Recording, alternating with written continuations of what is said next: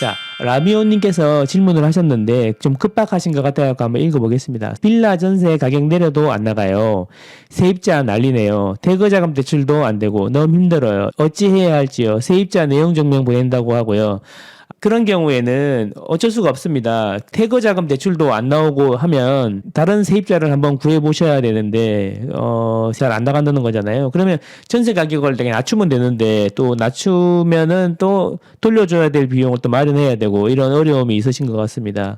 아마 세입자는 내용 증명 보낸다고 하시는데 좀 열심히 알아보고 계실 겁니다. 임차권 등기 명령이라든지 이런 거를 하실 수도 있는데 그게 지역이 서울이라면 세입자님께서 그 임차권 등기 명령하면 서울시에서 일부 저리로 전세 자금을 빌려주고 이런 것도 있어요. 그러면 이제 본인이 나가서 딴 데 살고 있으면서 좀 여유가 생기죠? 예, 그런 방법도 있고 한데 문제는 뭐냐면 빌라가 잘 안 들어온다는 거죠. 가뜩이나 요즘에도 소형 아파트나 빌라는 무슨 문제가 생기냐 하면 하도 신문에서 역전세가 어떠네, 뭐 전세 사고가 어떠네 이런 이야기가 너무 많이 나오니까 사람들이 섣불리 전세로 들어오려고 하지 않는다는 거죠. 그래서 문제인데 그런 경우에는 저는 이런 걸 한번 생각해 보겠습니다. 등기 시신 지 3개월은 이미 지나셨을 것 같은데 사업자 대출이라는 게 있습니다. 3개월이 지나면 사업자 대출 가능한 걸로 알고 있는데 받아서 일단 내보내시고 그 다음에 시간이 필요한 거잖아요. 새로운 세입자가 들어오실 때까지. 일단 사업자 대출 한번 알아보시기 바랍니다. 그리고 전세 자금 대출이 있는데 전세 자금 대출이 보증보험을 꼭 끼지 않고 하는 전세 자금 대출도 있긴 하거든요. 물론 이자가 좀 셉니다. 그 부분도 한번 알아보세요. 무슨 말씀이냐면은 전세 자금 대출 보통 하면은 허거나 뭐 HF 이런데 그 보증을 받아야지 전세 자금 대출이 꼭 나오는 걸로 아시는데 그런 보증서 없이 전세 자금 대출 해주는 곳들이 있거든요. 그런 부분이 있다는 거 뭐 한번 알아보셨으면 합니다. 이자는 조금 셉니다, 여러분.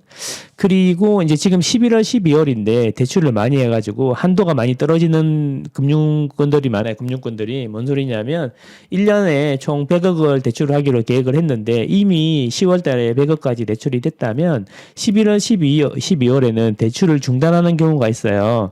그래서 이제 대출문이 닫히는 경우가 생기는데 그런 부분들이 있기 때문에 빨리빨리 알아보시는 게 도움이 되실 것 같습니다.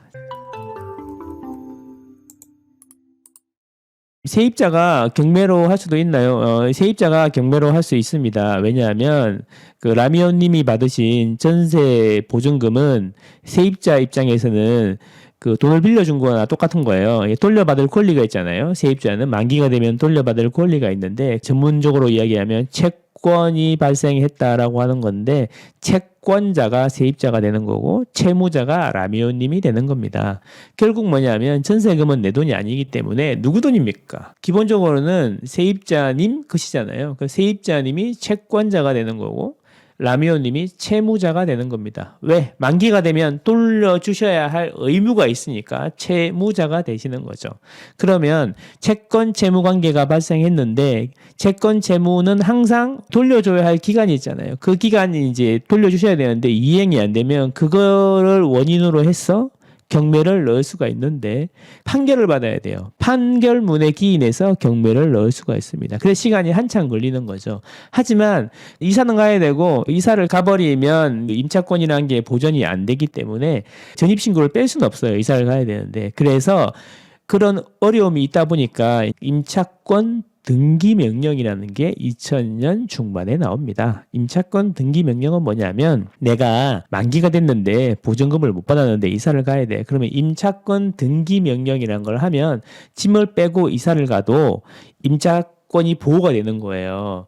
그런데 임차권 등기 명령은 판결을 받지 않아도 경매를 넣을 수가 있습니다. 그런 부분을 생각해 보시고 원만하게 해결되시길 바라는데 막무가내다 그러면 그런 거를 생각해 보셔야 돼. 제가 잘은 모르겠습니다만 저의 경험으로는 대부분 많은 경우에 문제가 되는 것은 말 때문입니다. 말. 자존심을 건드렸다든가 말을 좀 기분 나쁘게 했다든가 이런 부분이 항상 일을 어렵게 만드는 경우가 많더라고요. 물론 라미오님께서 안 그러셨겠지만 제 경험으로는 항상 그런 경우가 문제를 크게 만들더라고요. 그런 부분 생각하셔가지고 원만하게 잘 해결이 되셨으면 합니다. 그리고 항상 사정을 차근차근 충분히 이해할 수 있게 말씀해 주시면 좋겠습니다. 사람 간에 오가는 건 말이기 때문에 그 말의 무게가 되게 중요한 것 같습니다. 살아보니 그런 것 같습니다. 자, 라미오님 잘 해결되시기를 바라겠습니다. 여러분 도움 되셨는지 모르겠습니다. 저는 항상 여러분과 여러분 가족의 행복을 응원합니다. 안녕.